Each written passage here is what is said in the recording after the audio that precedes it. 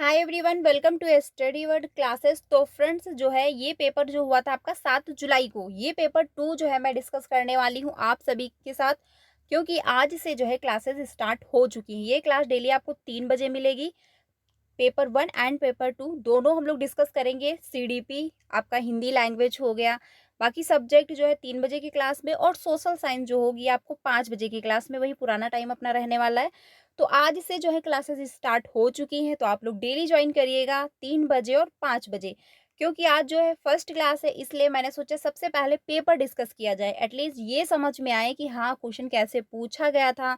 7 जुलाई को जो एग्जाम हुआ था, क्या क्या कहाँ से क्वेश्चन कितने पूछे गए थे, उसके अकॉर्डिंग जो है प्रिपरेशन कंटिन्यू कर देनी है। तो चलिए वीडियो को स्टार्ट करते हैं। वीडियो आज की काफ़ी इंपॉर्टेंट है, तो चैनल पे पहली बार आए हो तो सब्सक्राइब कर लीजिएगा, क्योंकि टीचिंग से रिलेटेड आपको सारी अपडेट जो है वो यहाँ से टाइम से मिलती है, और सीटेड की क्लासेस आपको करवाई जाती हैं। पेपर 1 एंड पेपर 2 दोनों की प्रिपरेशन होती है यहाँ पर। साथ में बीपीएससी की भी क्लासेस हम लोग जल्दी कंटिन्यू करने वाले हैं। तो क्वेश्चन जो फर्स्ट है, चलिए वीडियो को फिर स्टार्ट करते हैं। पहला क्वेश्चन है, इसमें कहा गया है कि प्रगतिशील शिक्षा में बच्चों को किस तरह देखा जाता है। यानी प्रोग्रेसिव जो क्लासरूम होती है, या फिर जो है प्रोग्रेसिव एजुकेशनल चिल्ड्रंस जो होते हैं, यानी प्रोग्रेसिव क्लासरूम जो होती है, उसमें बच्चे को किस तरह से देखा जाता है। तो सिंपल सी बात है, प्रोग्रेसिव क्लासरूम का मतलब ही होता है कि सक्रिय हो, बच्चा एक्टिव हो, और वहाँ पे सारी एक्टिविटियाँ हो रही हों, सारे बच्चे के सेंस इन्वॉल्व हो, बच्चा एक्टिविटी के माध्यम से सीख रहा हो। बच्चा और छात्र, सॉरी, छात्र और शिक्षक दोनों क्या है, एक्टिव होने चाहिए, गतिविधियां हो रही हो क्लास में। तो वो क्या है, प्रोग्रेसिव क्लासरूम है, प्रगतिशील शिक्षा है। ठीक है, क्योंकि उसमें क्या है, बच्चे आगे की ओर बढ़ रहे होते हैं, गतिविधियां करके जो है एक्टिविटी करके वो सीख रहे होते हैं, जिसमें से जो है टीचर बच्चे को गाइड कर रहा होता है, हेल्प कर रहा होता है, जहाँ पर उसको सपोर्ट चाहिए होता है वहाँ पर टीचर जो है बच्चे को सपोर्ट कर रहा होता है। तो प्रगतिशील शिक्षा जो है उसमें बच्चे को आप किस प्रकार देखेंगे, सिंपल सी बात है कि बच्चा एक्टिव होगा, वही ऑप्शन आपका बेस्ट हो जाएगा। तो पहला ऑप्शन है मासूम और आश्रित है, कि बच्चा जो है डिपेंड रहेगा। तो बच्चा जो है मासूम नहीं होगा, क्योंकि बच्चा एक्टिव रहेगा, इंटेलिजेंट होगा, धीरे धीरे जब एक्टिविटी करता रहेगा तो उसके सारे सेंस इन्वॉल्व होंगे, बच्चे का दिमाग जो है सक्रिय रहेगा। तो ये ऑप्शन तो गलत हो जाएगा। और ये भी नहीं कह सकते कि बच्चा जो है टीचर पे ही फुल टू डिपेंड रहेगा, कि जो टीचर बोलेगा बच्चा उतना ही करेगा। टीचर ने कहा बच्चे कि आप खड़े हो जाइए तो बच्चा खड़ा हो गया, आपको इतने तक गिनती सुनानी है तो बच्चे ने सुना दिया, ऐसा नहीं। बच्चा कुछ एक कदम बढ़ के भी आगे सोचेगा कि हाँ आखिर ये ऐसा क्वेश्चन पूछा गया था तो ऐसा क्यों है, अच्छा इसके अंतर्गत ये भी हो सकता है। तो बच्चा अपना थोड़ा सा प्रेजेंट ऑफ माइंड लगाएगा, क्योंकि बच्चे क्या है, जन्मजात क्षमता होती है बच्चे में सोचने समझने की। ठीक है, वो तर्क वितर्क करना स्टार्ट कर चुके होते हैं जब वो विद्यालय जाते हैं। तो ये तो क्वेश्चन गलत हो जाएगा ऑप्शन। सेकंड ऑप्शन है आज्ञाकारी और केवल ज्ञान का है जो उपयोग करने में सक्षम, कि बच्चे जो है जो टीचर कह रहा है उसको फॉलो करते जा रहे हैं, और साथ में केवल ज्ञान का उपभोग करते हैं, बस बच्चे इतने ही होते। तो ये कहना गलत हो जाएगा, क्योंकि बच्चे आज्ञाकारी होते हैं, टीचर की बातें बच्चे सुनते हैं, समझते हैं, लेकिन सिर्फ ये नहीं होता कि वो ज्ञान को सिर्फ एक्वायर कर रहे होते हैं, ज्ञान के साथ साथ वो बहुत सारी चीज़ें सीख रहे होते हैं, तौर तरीका सीख रहे होते हैं, समाज में हमको कैसे रहना चाहिए, कैसे हमको लोगों से बात करनी चाहिए। ठीक है, तो वो लर्निंग के दौरान जो है बहुत सारी चीज़ें सीख रहे होते हैं, हमको लोगों से कैसे बात करनी, कैसे हमको क्लासरूम में जो है सभी से अच्छे से मिल के रहना है। तो बच्चा बहुत सारी चीज़ें सीख रहा होता है। ठीक है, ये नहीं आप कह सकते कि ओनली हम जो है विद्यालय जाकर के सिर्फ हम ज्ञान सीखते हैं, क्योंकि आप भी जानते हैं कि विद्यालय का माहौल कैसा रहा है, ये बच्चे की लर्निंग को काफ़ी प्रभावित करता है। तो अगर बच्चा सिर्फ ज्ञान ही विद्यालय से सीख रहा होता तो विद्यालय की जो एक्टिविटी होती हैं वो प्रभावित ना करती बच्चे को, लेकिन बच्चे को प्रभावित करती हैं। जो क्लासरूम में एक्टिविटी हो रही है, जो विद्यालय में एक्टिविटी हो रही है, विद्यालय का कैसा माहौल है, कैसा बैकग्राउंड रहा है, तो सारी एक्टिविटियाँ जो है बच्चे को प्रभावित कर रही होती हैं। तो ये भी कहना गलत हो जाएगा। ज्ञानवर्धक और अर्थ की रचना करने वाले, बिल्कुल सही बात है कि आंसर आपका थर्ड ऑप्शन सही हो जाएगा, कि ज्ञानवर्धक और अर्थ की रचना करने वाले। क्योंकि बच्चे ज्ञानवर्धक यानी ज्ञान को एक्वायर कर रहे होते हैं, ज्ञान को समझ रहे होते हैं, और साथ ही जो है रचना, अर्थ की रचना यानी कि वो खुद से भी चीज़ों को समझ पा रहे होते हैं कि हाँ, अच्छा ये इसका मतलब हुआ तो ऐसा क्यों हुआ? वो उस पे तर्क-वितर्क भी कर पा रहे होते हैं, एक अपनी समझ भी बना पा रहे होते हैं। तो आंसर जो होगा इसमें आपका थर्ड ऑप्शन सही हो जाएगा क्वेश्चन नंबर फर्स्ट का, ठीक है? आंसर जो है वो थर्ड ऑप्शन सही है। कमज़ोर और जो है सुरक्षा की ज़रूरत में होते हैं तो ये कहना गलत होगा, क्योंकि देखिए प्रोग्रेसिव क्लासरूम का मतलब है सिंपल सी बात कि बच्चा एक्टिव होगा, बच्चा टीचर पे डिपेंड नहीं होगा, ना तो टीचर जो है बच्चे पे डिपेंड होगा, लेकिन हाँ, एक-दूसरे की हेल्प जहाँ भी चाहिए होगी, तो टीचर बच्चे की मदद करेगा। लेकिन बच्चा एक्टिव होगा, बच्चा एक जो है एक्टिविटी के माध्यम से ज्ञान को जो है ऑब्ज़र्व कर रहा होगा, कुछ नया करने की कोशिश कर रहा होगा, कुछ वो बेहतर सीख रहा होगा, उसका जो है प्रोग्रेस हो रहा होगा। तो आंसर जो होगा वो थर्ड ऑप्शन आपका सही हो जाएगा क्वेश्चन नंबर फर्स्ट का।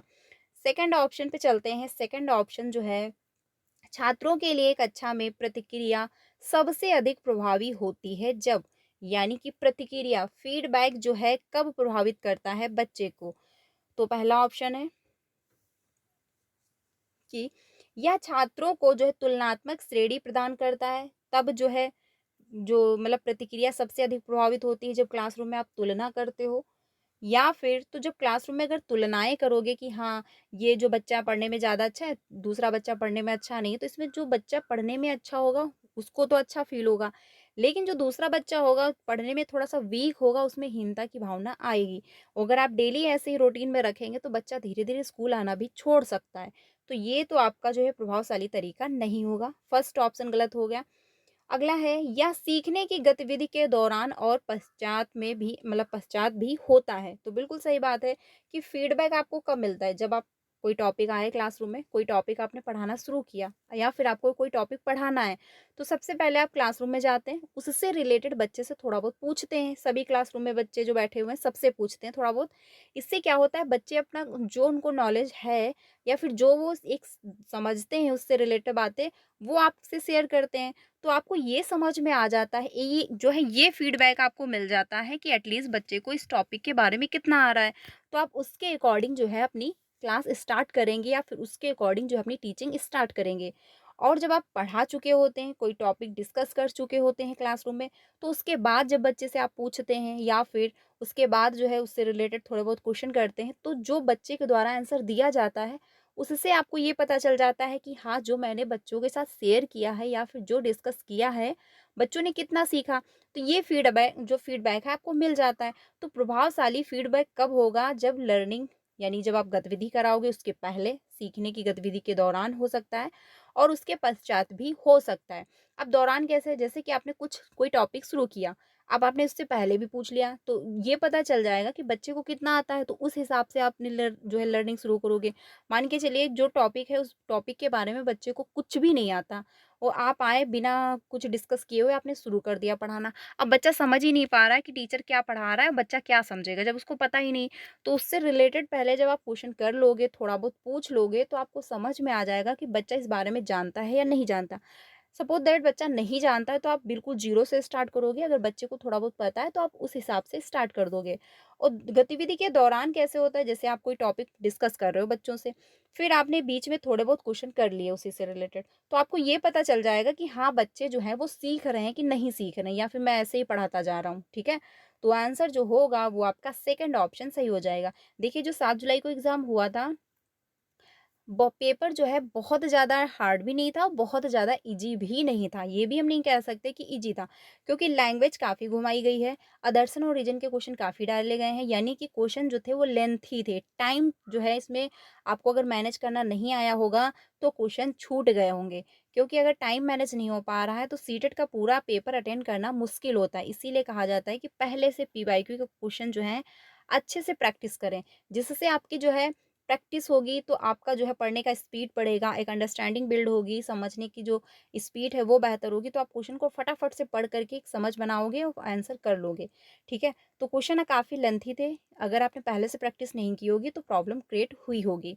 और रिजल्ट जो है आ चुका है सीटेट का, जितने लोग भी क्वालीफाई कर चुके हैं तो आप लोग कमेंट में बताइएगा कितना आपका स्कोर हुआ है। बाकी जिनका क्वालीफाई नहीं भी हुआ है तो आपका नेक्स्ट सीटेट दिसंबर में आने वाला है, आप उसकी प्रिपरेशन अभी से शुरू कर दें, जिससे जो है क्वालीफाई कर पाएँ। तो इसमें आंसर जो होगा वो आपका सेकंड ऑप्शन सही हो जाएगा। सीटेट की प्रिपरेशन कैसे करेंगे इस पर मैं वीडियो बनाऊँगी, जल्द ही आपको मिल जाएगी, उसको ज़रूर देखिएगा, आपका 100% सीटेट क्वालीफाई हो जाएगा, ठीक है? तो इसमें आंसर जो होगा वो सेकंड ऑप्शन सही हो जाएगा। थर्ड ऑप्शन था, यह इस बात पर ध्यान केंद्रित करता है कि बच्चा क्या नहीं कर सकता, बजाय इसके कि वह क्या कर सकता है। तो फीडबैक जो है यानी कि कक्षा में जो क्या है,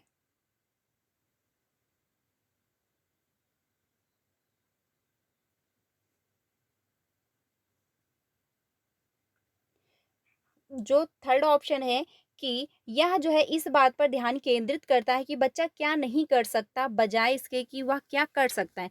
देखिए ये तो लास्ट की बात है कि बच्चा क्या कर सकता है, क्या नहीं कर सकता, क्योंकि इस यहाँ पर फीडबैक की बात हुई है, यानी प्रतिक्रिया सबसे अधिक प्रभावशाली होती है जब। तो आंसर आपका इसमें जब सबसे बेस्ट कौन-सा था? सेकंड ऑप्शन था, ठीक है? 4 ऑप्शन है, या वर्ष के अंत में, तो अगर वर्ष के अंत में होगा तो कैसे आपको पता चलेगा बच्चे की लर्निंग कहाँ तक हो पाई है। इसीलिए कहते हैं कि जब क्लासरूम स्टार्ट होती तो भी थोड़ा बहुत मूल्यांकन कर लिया जाता है, या फिर महीने में एक बार भी मूल्यांकन होता है, वीक में एक बार भी मूल्यांकन कर लिया जाता है। इससे ये पता चलता है कि लर्निंग जो है कहाँ तक प्रोग्रेस कर पा रही है, बच्चे के द्वारा कहाँ पर दिक्कत हो रही है, ठीक है? तो अगर सत्र के यानी वर्ष वर्ष के अंत में करोगे तो उससे कोई फ़ायदा नहीं होगा, क्योंकि एग्ज़ाम आ जाएगा तो अब सडनली तो बच्चे को प्रिपेयर नहीं कर सकते। आंसर जो इसमें आपका सबसे बेस्ट था वो सेकंड ऑप्शन था, ठीक है? अगले क्वेश्चन पे चलते हैं, थर्ड पे। क्वेश्चन नंबर जो है आपका थर्ड, ये आदर्शन और रीजन का क्वेश्चन है। पहला इसमें आदर्शन जो दिया गया है वो ये है, किशोरावस्था के दौरान जो है जेंडर अपेक्षाओं के अनुरूप स्त्रीत्व या पुरुषत्व की परंपराओं का पालन करने के लिए जो है दबाव बढ़ जाता है, ठीक है? जो कि ये आदर्शन जो दिया गया है वो सही है, क्योंकि क्या है, किशोरावस्था के दौरान यानी किशोरावस्था में जब आप पहुंच जाते हो 18 साल की उम्र में, तो क्या होता है, अपेक्षाओं के अनुरूप स्त्रीत्व और पुरुषत्व की परंपराओं का पालन करने के लिए दबाव बढ़ जाता है। तो सिंपल सी बात है, जब आप 18 साल की उम्र में होते हो तो आपको पता होता है कि हाँ, हम गर्ल्स हैं तो हमको ये काम करने हैं, बॉयज़ हैं तो हमको ये करना है, तो उस हिसाब से आप पे दबाव बढ़ जाता है, सिंपल सी बात है। तो ये तो आदर्शन जो दिया गया वो सही है। अब जो इसका तर्क दिया गया यानी जो रीज़न दिया गया, क्या वो सही है? वो हम लोग समझ लेते हैं। जेंडर और जेंडर भूमिकाएँ जैविक रूप से निर्धारित की जाती हैं। यानी कि जो जेंडर भूमिकाएँ होती हैं वो कहाँ से निर्धारित होती हैं? जैविक रूप से। तो ये कहना आपका गलत हो जाएगा, क्योंकि जेंडर की जो भूमिकाएँ होती हैं वो समाज निर्धारित करता है, ना कि जो है आपका जो है जैविक भूमिकाएँ, ठीक है? तो अदर्शन जो था इसका यानी क्वेश्चन नंबर जो थर्ड था इसमें ए तो ऑप्शन सही था अदर्शन, लेकिन क्या हुआ, इसका तर्क जो है वो गलत हो गया। तर्क क्यों गलत हुआ? क्योंकि यहाँ पर जैविक भूमिकाएँ, अगर यहाँ पे समाज लिखा होता तो सही हो जाता, क्योंकि जेंडर यानी कि क्या हम करेंगे, लड़कियाँ क्या काम करेंगी, लड़के क्या काम करेंगे, लड़कियाँ जो हैं कैसे कपड़े पहनेंगी, लड़के कैसे कपड़े पहनेंगे, लड़के बाहर जा सकते हैं, लेट नाइट जो है घर आ सकते हैं, लड़कियाँ लेट नाइट घर नहीं आ सकती, तो ये कौन निर्धारित करता है? समाज निर्धारित करता है, ठीक है? ना कि आपका जैविक जो है भूमिकाएँ। लिंग जो होता है वो जो है जैविक भूमिकाएँ निर्धारित करती हैं, ठीक है? वो हमारी जो है जैविक भूमिकाएँ होती, उसी के अनुसार जो है हम गर्ल्स बनेंगे या लड़की बॉयज़ बनेंगे, वो उस पर डिपेंड करता है। लेकिन जेंडर की जो भूमिकाएँ होती हैं यानी समाज में हमको कैसे रहना है, क्या हमारे तौर तरीके होंगे, लड़कियाँ जो हैं बाहर का काम नहीं करेंगी, तो ये सारे जो परंपराएँ चली आ रही है समाज निर्धारित करता है, ये कोई जैविक भूमिका नहीं है। तो इस वजह से ये गलत हो जाता है और यही यहाँ पर काफ़ी घुमाया भी जाता है। इसीलिए मैंने बोला था कि इसको अच्छे से चेक कर लीजिएगा, क्योंकि जेंडर लिखा हुआ होगा तो जेंडर में क्या होता है कि कन्फ्यूजन क्रिएट हो जाती है, ठीक है? तो इसलिए ध्यान रखना है। तो ये तो आंसर गलत हो गया, यानी कि तर्क जो दिया गया वो तो गलत है, अदर्शन जो है वो सही है। तो क्वेश्चन नंबर थर्ड का आंसर जो होगा, फर्स्ट ऑप्शन गलत हो जाएगा, सेकंड भी नहीं होगा, आंसर होगा आपका थर्ड ऑप्शन कि ए सही है लेकिन आर गलत है। ये जो भी मैं आपको आंसर बता रही हूँ ऑफिशियल आंसर की से बता रही हूँ, ठीक है? तो क्योंकि आपकी ऑफिशियल आंसर की आ चुकी है तो वहीं से मैं डिस्कस कर रही हूँ, तो प्लीज़ डाउट मत रखिएगा कि मैं आपको गलत बताऊंगी। तो आंसर जो है इसका थर्ड ऑप्शन आपका सही हो जाएगा।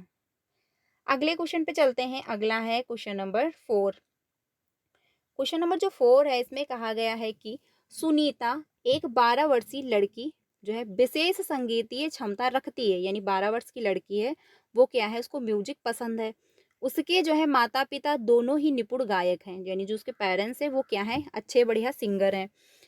और वे जो है सुनीता को अपनी आवाज़ को और बेहतर करने के लिए प्रशिक्षण कक्षा में भेज रहे हैं, यानी उसको जो है ट्रेनिंग भी दी जा रही है कि वो और अच्छे से गा पाए। ठीक है, सुनीता की यह क्षमता संभावित रूप से किन कारकों के अंतःक्रिया का परिणाम है, यानी कि जो सुनीता गा पा रही है तो किसका जो है कौन सी क्रियाओं का जो है अंतःक्रियाओं का परिणाम है। तो पहला ऑप्शन है जो है वृद्धि और परिपक्वता। तो वृद्धि और परिपक्वता की यहाँ पर बात नहीं हो रही है। पोषण और अनुशासन ये भी नहीं होगा आपका। आंसर जो होगा वो आपका थर्ड ऑप्शन होगा, क्योंकि आनुवंशिकता और वातावरण यानी हेरिडिटी और इन्वायरमेंट दोनों रोल इसमें जो है अपनी भूमिका निभा रहे हैं। वो कैसे, वो समझते हैं। देखिए जो सुनीता थी उसके पेरेंट्स भी जो है अच्छे सिंगर थे, तो पेरेंट्स जब सिंगर थे तो हेरिडिटी कुछ मिली बच्चे को, सुनीता को, तो वो क्या हो गया आनुवंशिकता। और उसको क्या है प्रशिक्षण के लिए एक अच्छा भी भेजा जा रहा है, यानी वैसा इन्वायरमेंट बच्चे को दिया जा रहा है जिससे वो बेहतर सिंगर बन पाए। तो हेरिडिटी एंड इन्वायरमेंट दोनों का रोल हो जाएगा, दोनों की अंतःक्रिया का ही परिणाम होगा जो कि सुनीता अच्छी सिंगर बन पाएगी, क्योंकि उसके पेरेंट्स भी पहले से सिंगर थे तो उसको हेरिडिटी में कुछ जो है गुण मिले, और उसके बाद उसको वैसा माहौल दिया जाने लगा, उसको प्रशिक्षण दिया जाने लगा, उसको ट्रेनिंग के लिए भेजा जाने लगा, तो वैसा इन्वायरमेंट उसको मिल गया। इसलिए क्या है आंसर आपका थर्ड ऑप्शन सही हो जाएगा कि आनुवंशिकता और वातावरण यानी हेरिडिटी और इन्वायरमेंट हो जाएगा।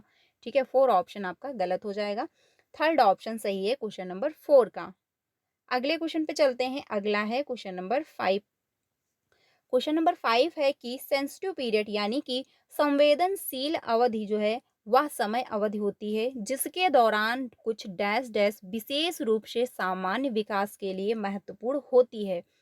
तो आपका जो सेंसरी मोटर स्टेज है अकॉर्डिंग टू पियाजे के अनुसार, तो उसमें क्या है उन्होंने 4 स्टेजों में बच्चे का डेवलपमेंट डिवाइड कर दिया। पहला था आपका सेंसरी मोटर फ्री, उसके बाद सेकंड है प्री ऑपरेशनल स्टेज, फिर थर्ड पे आता है कॉन्क्रीट ऑपरेशनल स्टेज, फिर फोर्थ पे आता है आपका फॉर्मल ऑपरेशनल स्टेज।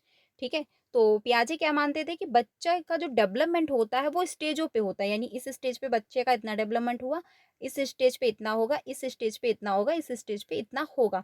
इसलिए उन्होंने क्या किया, बच्चे का जो डेवलपमेंट था वो 4 भागों में डिवाइड कर दिया, यानी 4 स्टेजों में डिवाइड कर दिया था। तो आपका जो 4 स्टेज दिए गए उसकी एज क्या है वो भी हम लोग समझ लेते हैं। देखिए जो सेंसरी मोटर स्टेज है वो अकॉर्डिंग टू पियाजे के अनुसार मैं बता रही हूँ 0 से 2 वर्ष है। ठीक है, सेंसरी मोटर। और फिर बच्चा जब पहुँचता है प्री ऑपरेशनल स्टेज, यानी कि सेंसरी मोटर 0 से 2, प्री ऑपरेशनल स्टेज 2 से 7 वर्ष की उम्र में बच्चा जाता है, और आपका कॉन्क्रीट ऑपरेशनल स्टेज है 7 से जो है 11 वर्ष, और आपका जो फॉर्मल ऑपरेशनल स्टेज आता है वो 11 से 15 वर्ष। पियाजे के अनुसार उन्होंने इतनी जो है एज में डिवाइड कर दिया, इतने चरणों में बच्चे का डेवलपमेंट डिवाइड कर दिया। तो इसीलिए जो है पियाजे ने क्या किया, 4 स्तर में बच्चे का, 4 स्टेजों में बच्चे का पूरा डेवलपमेंट जो है निर्धारित कर दिया था, 4 स्टेजों में बांट दिया था। तो बात यहाँ पर हो रही है पहले स्टेज की, यानी कि संवेदनशील अवधि, सेंसिटिव पीरियड कौन सा होता है आपका, सेंसरी मोटर होता है। ठीक है, तो वह समय अवधि है जिसके दौरान कुछ जो है विशेष रूप से सामान्य विकास के लिए महत्वपूर्ण होते हैं। तो क्वेश्चन नंबर जो 5 है इसका क्या आंसर होगा, पहला है उत्पत्ति मूलक कारक, ये नहीं होगा आपका, मानव जाति कारक, ये भी नहीं होगा, पर्यावरणीय कारक या फिर वंशानुगत कारक, तो वंशानुगत यहाँ पर नहीं होगा, आंसर होगा आपका थर्ड ऑप्शन। वो कैसे होगा ये भी समझते हैं। देखिए संवेदनशील अवधि यानी कि इन्वायरमेंट कैसा रहा है ये काफ़ी डिपेंड करता है बच्चे के डेवलपमेंट को, क्योंकि मान के चलिए बच्चे की हेरिडिटी तो बहुत अच्छी थी लेकिन उसका इन्वायरमेंट ही बहुत ख़राब मिल गया, बचपन से ही वो ऐसे माहौल में रहा जहाँ लोग ना तो शिक्षित थे, ना तो लोग अच्छे से बात करते थे, ना तो उनका तौर तरीका अच्छा था, बच्चा वैसा ही बन जाएगा। अगर बच्चे का इन्वायरमेंट कैसा है, अगर बच्चे को इन्वायरमेंट बेहतर दिया गया है तो बच्चा अच्छा करेगा, वो बेहतर बनेगा, एक अच्छा इंसान बन जाएगा। क्योंकि संवेदनशील जो अवधि होती है उसमें इन्वायरमेंट कैसा है ये डिपेंड करता है। ठीक है, बच्चे के डेवलपमेंट में। तो पर्यावरणीय कारक आपका हो जाएगा, इन्वायरमेंटल जो है फैक्ट हो जाएंगे, आंसर हो जाएगा थर्ड ऑप्शन। ठीक है, अगले क्वेश्चन पे चलते हैं, अगला है क्वेश्चन नंबर 6। क्वेश्चन नंबर 6 है कि विद्यार्थियों में समालोचनात्मक चिंतन को विकसित करने के लिए एक शिक्षक को यानी क्रिटिकल थिंकिंग जो है बच्चे में डेवलप करनी है, तो एक शिक्षक को क्या करना चाहिए कि बच्चे में जो है क्रिटिकल थिंकिंग डेवलप हो पाए। ठीक है, तो इसमें कौन सा ऑप्शन होगा, पहला ऑप्शन है केवल ऐसे सवाल पूछने चाहिए जिनका एक ही उत्तर हो, यानी कि ओनली क्या है, एक ही आंसर हो, तो बच्चे में क्रिटिकल थिंकिंग डेवलप नहीं हो पाएगी। क्रिटिकल थिंकिंग क्या होती है पहले वो समझ लेते हैं। देखिए, समालोचनात्मक चिंतन होता है कि बच्चा हर पक्ष के बारे में समझ पा रहा है, वो ये एक पक्ष के बारे में नहीं सोच रहा है। जैसे कि बच्चे से पूछ लिया जाए कि पर्यावरण प्रदूषण क्यों हो रहा है, तो अगर आप 2 बच्चों से पूछेंगे तो 2 तरीके के आंसर आएँगे। लेकिन अगर आप पूछ लेते हो कि उत्तर प्रदेश की राजधानी कौन-सी है, तो आप 2 बच्चे से पूछो या फिर आप 10 बच्चों से पूछो, आंसर सेम आने वाला है कि उत्तर प्रदेश की राजधानी कौन-सी है, ठीक है? लेकिन अगर आप पूछ रहे हो कि पर्यावरण प्रदूषण क्यों है, इसका क्या रीज़न है, ठीक है, इसको कैसे रोका जा सकता है, तो अगर आप 10 बच्चों से पूछोगे तो 10 तरीके के आंसर आएँगे। अगर आप 2 बच्चों से पूछोगे तो 2 प्रकार के आंसर आएँगे। तो ये क्या हो जाता है क्रिटिकल थिंकिंग, यानी बच्चा जो है एक सीधे एक पक्ष के बारे में ना सोचते हुए हर पक्ष के बारे में सोच पा रहा है कि हाँ, पर्यावरण प्रदूषण आखिर क्यों हो रहा है? क्या रीज़न है? इसको कैसे कम किया जा सकता है? पर्यावरण प्रदूषण कब से ज़्यादा होने लगा? कब कम था? कैसे क्या इसका प्रोसेस था? तो बच्चा इसके हर पक्ष के बारे में समझेगा, हर पक्ष के बारे में सोचेगा। अगर जो प्रोजेक्ट दिए जाते हैं बच्चे को, मतलब कि ये प्रोजेक्ट पर आपको काम करना है, तो प्रोजेक्ट इसीलिए दिए जाते हैं कि बच्चे में क्रिटिकल थिंकिंग डेवलप हो। अगर आपने कोई टॉपिक दे दिया प्रोजेक्ट कंप्लीट करने के लिए, ठीक है?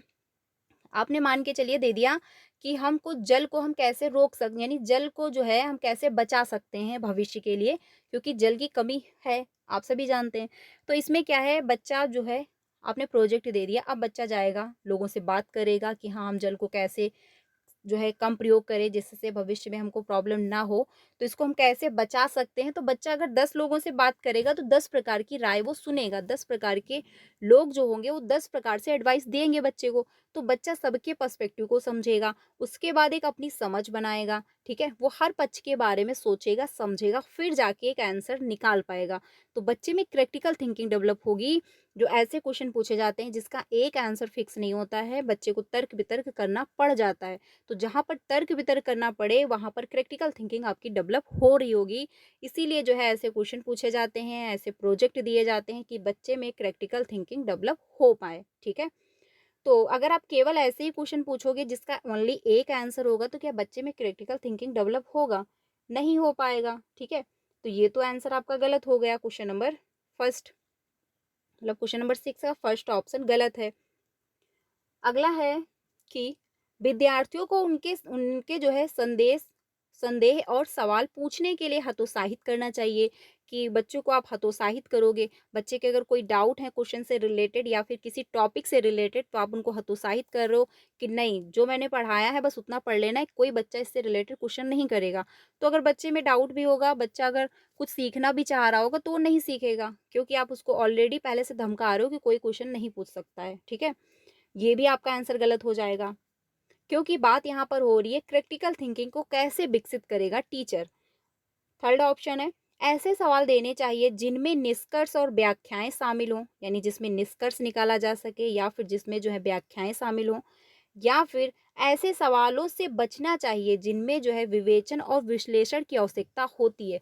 तो आप ऐसे सवालों से अगर बचोगे कि जिसमें जो है डिस्कशन करना पड़ेगा, विश्लेषण करना पड़ेगा, तो अगर आप इन ऐसे क्वेश्चनों से बचोगे तो बच्चे में क्रिटिकल थिंकिंग डेवलप नहीं हो पाएगी। आंसर आपका थर्ड ऑप्शन सही हो जाएगा, ठीक है? अगर क्वेश्चन नहीं भी आते थे तो आप ऐसे समझ करके भी आंसर कर सकते थे। आंसर जो होगा आपका थर्ड ऑप्शन सही हो जाएगा। देखिए, मैं ये नहीं कहती पेपर बहुत ईज़ी था, क्योंकि जिन्होंने अच्छी पढ़ाई की है अगर उनका पेपर अच्छा हो गया तो उनके लिए ईज़ी था। लेकिन कुछ ऐसे कैंडिडेट थे जिनका पेपर अच्छा नहीं हुआ तो उनके लिए टफ था, ठीक है? तो पेपर जो है बहुत हार्ड भी नहीं था, बहुत ईज़ी भी नहीं था। बट हाँ, लैंग्वेज बहुत अच्छी खासी थी, आपको पढ़ने में टाइम लगा होगा, ठीक है? अगले क्वेश्चन पे चलते हैं, अगला है क्वेश्चन नंबर 7। क्वेश्चन नंबर जो 7 है इसमें कहा गया है कि एक शिक्षिका जो है खुद से पूछती है, मैं ऐसे अनुभव कैसे प्रदान कर सकती हूँ जिसमें छात्रों को पर्यावरण में विभिन्न प्रकार की वस्तुओं वस्तुओं को वर्गीकृत करने और उनकी वर्गीकरण के स्कीमों का विश्लेषण करने की आवश्यकता हो। वह छात्रों में किस बुद्धिमत्ता को बढ़ावा देने की कोशिश कर रही है। तो टीचर जो है वो कौन सी बुद्धि को बढ़ाने की कोशिश कर रही है, ये जो है बताना था। तो इसमें बात हो रही है पर्यावरण के बारे में। यहाँ पर आप देख सकते हैं कि पर्यावरण में विभिन्न प्रकार की वस्तुओं को वर्गीकृत करना है, तो इन्वायरमेंट के बारे में जो है नॉलेज देना है। तो भाषाई बुद्धि आपका होगा नहीं, क्योंकि यहाँ पर कोई भाषा के बारे में बात नहीं हो रही कि बच्चा एक लैंग्वेज जानता है, दूसरी लैंग्वेज सीख रहा है या फिर तीसरी लैंग्वेज वो जानता है, ठीक है। अंतर्वैयक्तिक बुद्धिता मतलब बुद्धिमत्ता ये भी नहीं होगा कि बच्चा जो है दूसरे के पर्सपेक्टिव को समझ रहा है, दूसरा क्या फ़ील कर रहा है, क्या वो महसूस कर रहा है उसके बारे में, तो ये भी नहीं होगा, क्योंकि इंटरपर्सन का मतलब ही होता है कि दूसरे व्यक्ति के पर्सपेक्टिव को समझना कि वो क्या फ़ील कर रहा है, क्या चाहता है, ऐसा वो क्यों कर रहा है, ठीक है? ये भी नहीं होगा। प्राकृतिक बुद्धिमत्ता होगा या फिर शारीरिक गति संवेदी बुद्धिमत्ता, तो यहाँ पर कोई बॉडी की भी बारे में बात नहीं हो पा रही है कि हाँ वो डांसिंग कर रही है या फिर वो स्पोर्ट में जा रही है, ठीक है, तो ये भी आपका नहीं होगा। आंसर जो होगा वो आपका थर्ड ऑप्शन सही होगा, क्योंकि पर्यावरण के बारे में बात हो रही है और प्राकृतिक बुद्धिमत्ता यहाँ पर ऑप्शन में दिया भी है, तो आंसर जो है आपका थर्ड ऑप्शन सही हो जाएगा, ठीक है। अगले क्वेश्चन पे चलते हैं। ये क्वेश्चन आपका हार्वर्ड गार्डनर से पूछा गया था।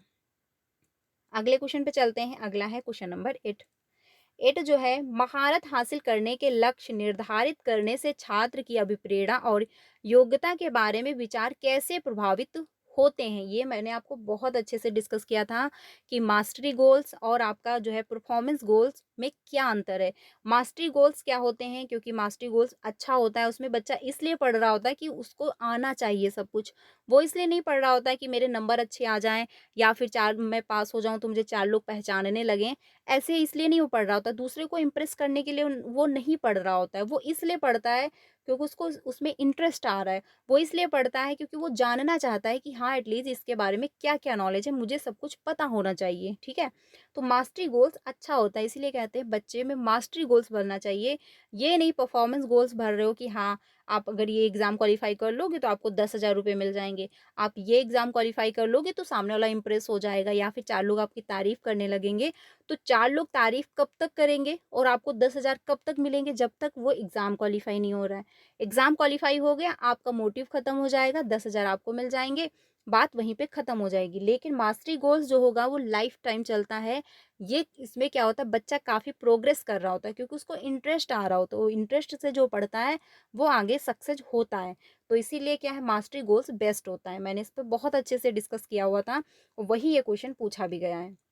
कि महारत हासिल करने के लक्ष्य निर्धारित करने से छात्र की अभिप्रेरणा और योग्यता के बारे में विचार कैसे प्रभावित होते हैं। तो क्वेश्चन नंबर जो 8 है, पहला ऑप्शन है इसका, यह अक्सर योग्यता के स्थित दृष्टिकोण में बढ़ी हुई जो है आंतरिक अभिप्रेरणा और विश्वास को दर्शाता है, या फिर यह अक्सर योग्यता के वृद्धिशील दृष्टिकोण में बढ़ी हुई आंतरिक अभिप्रेरणा और विश्वास को दर्शाता है। तो बिल्कुल सही बात है, आंसर आपका थर्ड होगा, क्योंकि स्थिर नहीं होगा।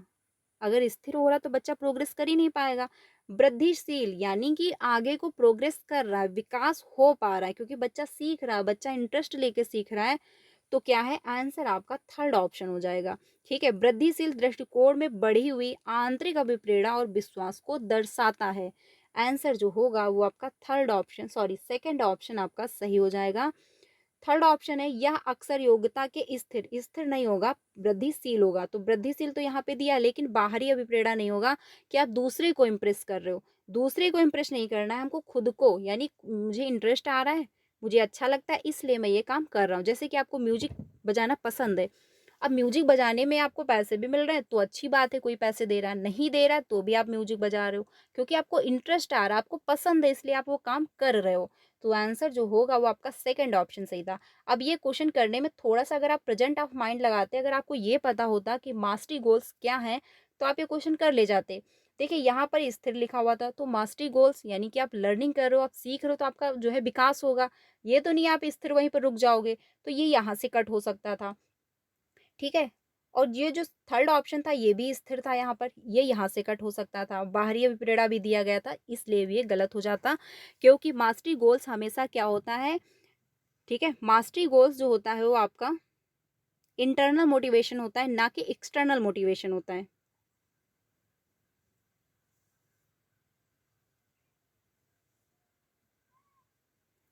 ठीक है, और ये यहाँ से आपका बाहरी अभिप्रेरणा ये यहाँ से गलत हो जाता, तो आंसर आपका निकल आ रहा था सेकेंड ऑप्शन। अगर आप ऐसे करते तो भी ये आपका सही हो सकता था। अगले क्वेश्चन पे चलते हैं, इसमें आपका सेकेंड ऑप्शन सही है। 9 पे चलते हैं। क्वेश्चन नंबर 9 जो है, इसमें कहा गया है कि रमा एक शिक्षिका है जो वाइगोस्की के सिद्धांत को अपनी कक्षा में लागू कर रही है, और वह जो है एक चुनौतीपूर्ण कार्य को पूरा करने के लिए अपने छात्रों को जो है समूहों में काम करने के लिए नियुक्त करती है। कार्य के दौरान एक छात्र एक महत्वपूर्ण संकल्पना को समझने के लिए जो है संघर्ष करता है। रमा के लिए इस छात्र की मदद करने का सबसे प्रभावशाली तरीका क्या होगा? तो ये जो है आपको बताना था क्वेश्चन नंबर 9 का आंसर कौन सा सही हो जाएगा, क्योंकि यहाँ पर मदद की जा रही है, यानी इसके फोल्डिंग दिया जा रहा है, बच्चे की मदद हो रही है। तो पहला ऑप्शन है छात्र को समस्या का उत्तर प्रदान करें ताकि जो है समूह आगे बढ़ सके, यानी बच्चे को जो प्रॉब्लम हो रही है आप सीधे उसका आंसर दो जिससे समूह जो आगे बढ़ सके, तो ये आपको नहीं करना है। ठीक है। सेकंड ऑप्शन है छात्र को समस्या को स्वयं हल करने का जो है प्रयास करने के लिए प्रोत्साहित करें, या फिर जो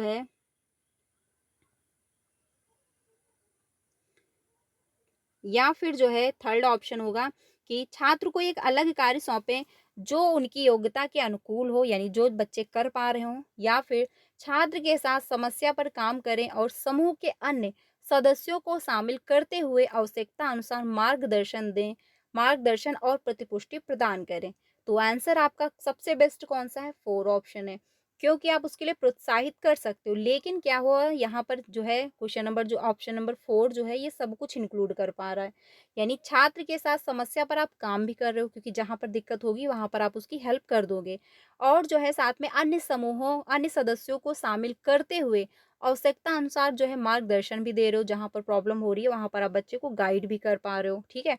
और उसके साथ प्रतिपुष्टि भी दे रहे हो बच्चे को कि हाँ आपके द्वारा यहाँ पर ये गलती हुई है, ये काम ऐसे नहीं ऐसे होना चाहिए। तो आंसर जो होगा आपका 4 ऑप्शन सही होगा, क्योंकि इसके फोल्डिंग में क्या होता है, टेम्परेरी हेल्प दी जा रही होती है, बच्चे को जो है मार्गदर्शन दिया जा रहा होता है कि हाँ आप ऐसे ये काम करेंगे तो ये हो जाएगा। ठीक है। आंसर जो होगा आपका 4 ऑप्शन सही हो जाएगा क्वेश्चन नंबर 9 का। अगले क्वेश्चन पे चलते हैं 10 पे। क्वेश्चन नंबर जो 10 है उसमें बात हो रही है कि आदर्शन और रीजन का क्वेश्चन आपका दिया हुआ है। इसमें कहा जा रहा है कि शिक्षकों को विद्यार्थियों के बीच बहस, चर्चा और सहयोग को प्रोत्साहित करना चाहिए। ठीक है। बच्चों के बीच जो बहस होती है और जो चर्चाएं हैं उनको क्या है, प्रोत्साहित करना चाहिए। बिल्कुल सही बात है, क्योंकि क्या है क्लासरूम में जब आप डिस्कशन हो रहा है, ग्रुप लर्निंग हो रही है, बहस हो रहा है, तो आप उसको प्रोत्साहित करोगे तो बच्चा एक्टिव होगा और बच्चा बहुत सारी चीज़ें वो सीख रहा होगा, क्योंकि क्लासरूम में जब चर्चाएं होती हैं तो सभी बच्चे डिस्कस कर रहे होते हैं और हर बच्चा कुछ ना कुछ जानता होता है। जब आपस में डिस्कस करता है तो हर बच्चा एक दूसरे से कुछ ना कुछ अनुभव सीख रहा होता है, कुछ नई बातें सीख रहा होता है, कुछ नए तौर तरीके सीख रहा होता है। तो इसको आप प्रोत्साहित करोगे, अच्छी बात है। आदर्शन जो सही था। क्या तर्क भी सही है वो भी हम लोग देख लेते हैं। तर्क जो दिया गया, ज्ञान उत्पादन एक निष्क्रिय प्रक्रिया है और सामूहिक गतिविधियों में संलग्नता अर्थपूर्ण अधिगम में बाधा डालता है। तो क्या जो है ज्ञान एक निष्क्रिय प्रक्रिया है? बिल्कुल भी नहीं। अगर आप लर्निंग करोगे नहीं, आप कुछ पढ़ोगे नहीं, कुछ सीखोगे नहीं, कोई एक्टिविटी करोगे नहीं, आप चुपचाप लेट जाओ आंखें बंद करके, तो क्या आपकी लर्निंग हो जाएगी? नहीं हो सकती, क्योंकि ज्ञान तभी आएगा जब आप सक्रिय होगे, जब आप एफर्ट डालोगे, जब आप मेहनत करोगे, जब आप कुछ करोगे। ठीक है। तभी जाके आपको नॉलेज मिलेगा। अगर आप किसी व्यक्ति से बिना बात किए क्या उसके पॉइंट ऑफ व्यू को समझ सकते हो? नहीं समझ सकते। आप जब उससे बात करोगे, उसकी बातों को समझोगे, तब आप समझ पाओगे कि हाँ इस व्यक्ति में क्या चल रहा है, क्या ये कहना चाहता है, क्या इसका पॉइंट ऑफ व्यू है। ठीक है। तो आपको एफर्ट डालने होते हैं, आपको एक्टिविटी करनी होती है, आप सक्रिय रहेंगे तभी जाके आप कुछ सीख पाएंगे। तो जो आदर्शन था वो तो सही था, लेकिन तर्क जो है वो गलत हो गया, क्योंकि निष्क्रिय प्रक्रिया ना होकर के लर्निंग क्या होती है, एक सक्रिय प्रक्रिया होती है। तो इसमें आंसर जो होगा वो आपका फर्स्ट गलत हो जाएगा, सेकंड भी गलत होगा, थर्ड ऑप्शन आपका सही हो जाएगा कि ए सही है लेकिन आर जो है गलत है। ठीक है। आंसर जो होगा वो आपका थर्ड ऑप्शन सही होगा। देखिए एग्जाम हॉल में क्या होता है, एग्जाम हॉल का बहुत ज़्यादा प्रेशर रहता है। ठीक है। वहाँ पे बहुत सारी मिस्टेक हो रही होती, लेकिन अगर वही पेपर आप फिर से रिलैक्स होकर के देखोगे तो लगेगा कि अच्छा ये यहाँ से गलत था, ये यहाँ से सही हो सकता था, अच्छा इसकी वजह से हम इसको कट कर सकते थे। लेकिन एग्जाम हॉल में क्या होता है, इतना ज़्यादा प्रेशर होता है जो कि वहाँ पे चीज़ें आती हुई भी गलत हो रही होती हैं। ठीक है। तो इसीलिए कहा जाता है कि एग्जाम हॉल में रिलैक्स होके पेपर अटेंड करें और टाइम से पहले पहुंचे, जिससे थोड़ा सा रिलैक्स हो जाएं। ठीक है। आंसर जो है इसमें आपका थर्ड ऑप्शन सही हो जाएगा, 4 ऑप्शन नहीं होगा, क्योंकि आदर्शन तो सही था लेकिन रीजन जो दिया गया वो गलत है। अगले क्वेश्चन पे चलते हैं 12 पे 11 पे। 11 है कि भावनाओं, व्यक्तित्व और सामाजिक संबंधों में परिवर्तन और स्थिरता किस विकास में शामिल है, यानी कि जो है इमोशन जो होते हैं और आपका जो पर्सनालिटी है एंड सोशल जो है रिलेशनशिप जो है टुगेदर जो है कॉन्टेक्स्ट, तो ये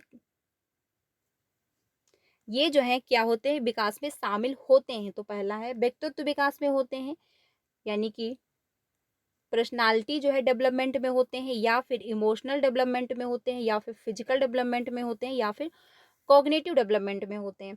तो क्वेश्चन नंबर जो 11 है, इसमें आपका आंसर होगा थर्ड ऑप्शन, क्योंकि मनोसामाजिक विकास में होते हैं। मनोसामाजिक विकास में कैसे होते हैं वो हम लोग समझते हैं। देखिए इसमें क्या होता है, आपकी भावनाएं क्या हैं, आपके इमोशन क्या है, आपका व्यक्तित्व कैसा है, ठीक है, आपकी मतलब पर्सनालिटी कैसी है, आप लोगों से कैसे इन्वॉल्व हो पा रहे हो, यानी कि आपका सोशल जो है रिलेशनशिप कैसा है। तो ये मनोसामाजिक विज्ञान के अंतर्गत आ जाता है, यानी फिजिकल जो है,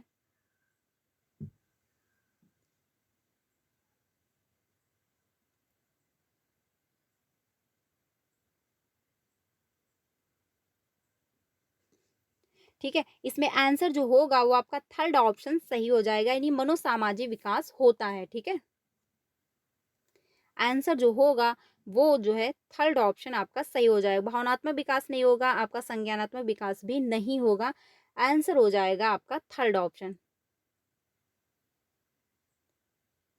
अगले क्वेश्चन पे चलते हैं 12 पे।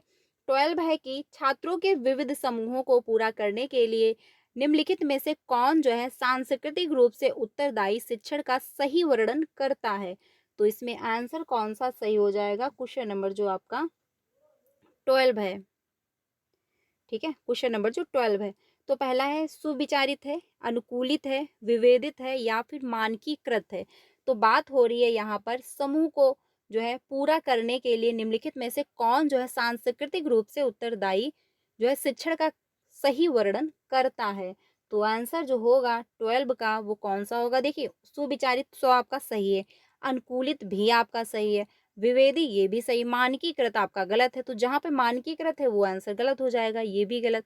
अब आंसर जो है यहाँ पे जो है सेकंड और थर्ड है, और सुविचारित भी आपको होना चाहिए आपका, तो आंसर आपका थर्ड ऑप्शन सही हो जाएगा, क्योंकि मानकीकृत क्या है, निगेटिव में जाता है। ठीक है, सभी के लिए आप एक जैसा रूल फॉलो नहीं कर सकते, क्योंकि क्लासरूम में सभी प्रकार के बच्चे हैं, तो आप उन्हीं के अकॉर्डिंग क्लासरूम की एक्टिविटी प्लान करोगे, ये नहीं कि सभी के लिए एक जैसा रूल जो है फॉलो करोगे। तो आंसर वो जो है थर्ड ऑप्शन आपका सही हो जाएगा। अगले क्वेश्चन पे चलते हैं, अगला है क्वेश्चन नंबर 13। 13 है कि आदर्शन और रीजन का क्वेश्चन दिया गया है।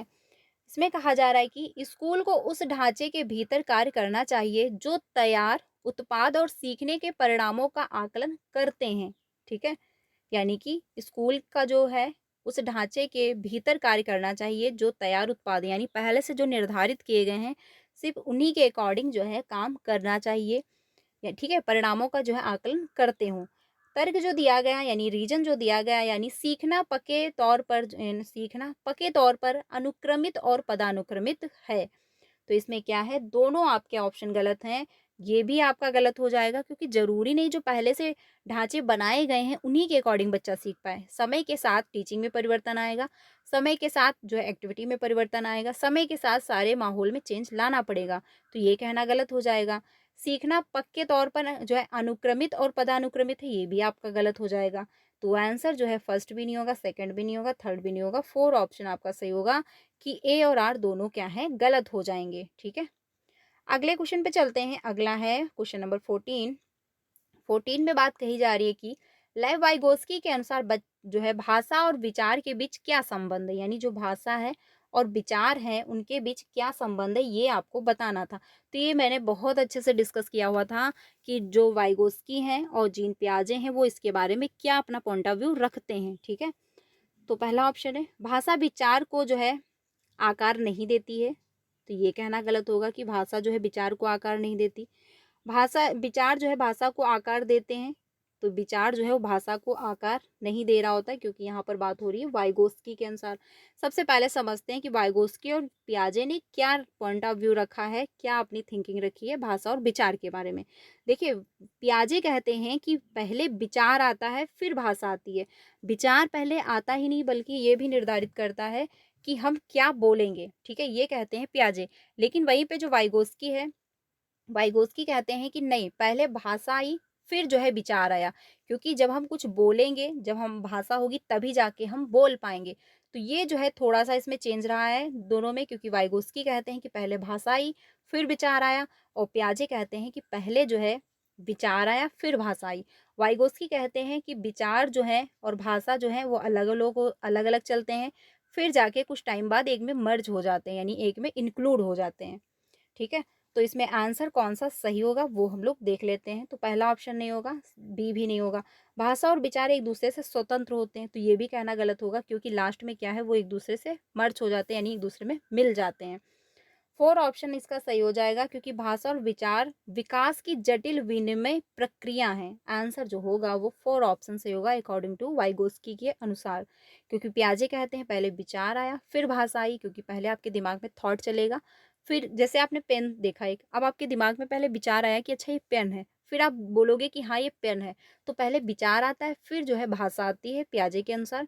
लेकिन वाइगोस्की कहते हैं कि नहीं, भाषा और विचार जो है अलग-अलग चल रहे होते हैं, पैरेलल में चल रहे हो, तो फिर कुछ टाइम बाद वो एक-दूसरे में मर्ज हो जाते हैं, एक-दूसरे में मिल जाते हैं। ठीक है? आंसर जो होगा वो 4 ऑप्शन सही हो जाएगा। अगले क्वेश्चन पे चलते हैं। अगला है क्वेश्चन नंबर 15। 15 है, निम्नलिखित में से कौन-सा जो है सही सुमेलित युग्म है? यानी कौन-सा जो है इसमें सही सुमेलित किया गया है? तो पहला है, मानदंड संदर्भित मूल्यांकन विशिष्ट विषयों की जो है महारत शामिल है, या फिर मानक जो है संदर्भित मूल्यांकन साथियों के प्रदर्शन की तुलना करता है, या फिर रचनात्मक मूल्यांकन जो है यह निर्धारित करता है कि छात्र कक्षा से जो है पहले और बाद में क्या कर सकते हैं। तो रचनात्मक मूल्यांकन ये निर्धारित नहीं कर रहा होता है कि बच्चे जो है क्लासरूम के पहले और बाद में क्या कर पाएंगे, बल्कि रचनात्मक मूल्यांकन ये होता है कि बच्चे जो है कुछ नया क्रिएट करके सीख रहे होते हैं। ठीक है? तो थर्ड ऑप्शन गलत होगा। योगात्मक मूल्यांकन जो होता है, इनमें पेपर पेंसिल परीक्षण के साथ-साथ गैर लिखित व्यवहारों के विस्तृत जो है विवरण शामिल होते हैं, ये यहाँ से गलत हो जाएगा। क्योंकि गैर लिखित नहीं होते, पेपर पेंसिल टेस्ट ही करवाया जाता है योगात्मक मूल्यांकन में, क्योंकि इसमें नंबर और ग्रेड आपको दिए जा रहे होते हैं, तो ये गलत हो गया। मानदंड संदर्भित मूल्यांकन जो विशिष्ट विषयों की महारत शामिल होती है, ये भी नहीं होगा। आंसर जो है इसमें सेकंड ऑप्शन सही हो जाएगा क्वेश्चन नंबर 15 का, कि मानक संदर्भित मूल्यांकन क्या होते हैं, साथियों के प्रदर्शन की तुलना कर रहे होते हैं, एक दूसरे से जो है तुलनाएं होती हैं कि हाँ ये बच्चा जो है फर्स्ट रैंक पे आया है, ये बच्चा सेकंड रैंक पे आया है, ये बच्चा इससे पढ़ने में ज़्यादा तेज है, ये बच्चा पढ़ने में कम है। तो क्या है, जो सहपाठी होते हैं, जो साथी होते हैं, उनसे तुलना होती है मानक संदर्भित मूल्यांकन के द्वारा। तो आंसर जो होगा वो बी ऑप्शन सही हो जाएगा। ठीक है? बी ऑप्शन जो है वो सही होगा क्वेश्चन नंबर 15 का। तो फ्रेंड्स आज के लिए इतना ही रखते हैं, कल हम लोग यहीं आगे से कंटिन्यू करेंगे। ये क्लास आपको 3 बजे मिल जाएगी, तो ज्वाइन करिएगा। उसके बाद जो है हम लोग कंटेंट पढ़ना स्टार्ट कर देंगे, क्योंकि पहले जो था मैंने सोचा पहले क्वेश्चन डिस्कस कर लिए जाएँ, जो पेपर आया हुआ था उसको डिस्कस किया जाए, उससे ये समझ में आएगा कि हाँ क्वेश्चन कैसे पूछे गए हैं। ठीक है? उसके अकॉर्डिंग जो है क्लासेस कंटिन्यू करी जाएंगी। तो कल यहीं से आपको आगे की क्लास मिल जाएगी, आगे के जो क्वेश्चन है वो 3 बजे की क्लास में मिल जाएंगे, तो आप लोग ज्वाइन करिएगा। 5 बजे जो है आपको सोशल साइंस की क्लास मिलेगी पेपर 2 के लिए, तो आप वो भी ज्वाइन कर सकते हैं। तो आज के लिए इतना ही रखते हैं। क्लास अच्छी लगी हो तो लाइक करिएगा एंड अपने सारे फ्रेंड को शेयर करिएगा, क्योंकि जो है सीटेट पेपर 1 एंड पेपर 2 दोनों की क्लासेस स्टार्ट हो चुकी हैं आज से। तो आप लोग डेली ज्वाइन होइएगा 3 बजे और 5 बजे। मिलते हैं नेक्स्ट क्लास में। वीडियो अच्छी लगी तो लाइक कर दीजिएगा। बाकी अगर कोई पॉइंट अपना कोई कोई थिंकिंग अगर आप मेरे साथ डिस्कस करना चाहते हैं, तो आप कमेंट में भी पूछ सकते हैं। मिलते हैं नेक्स्ट क्लास में। Thank you.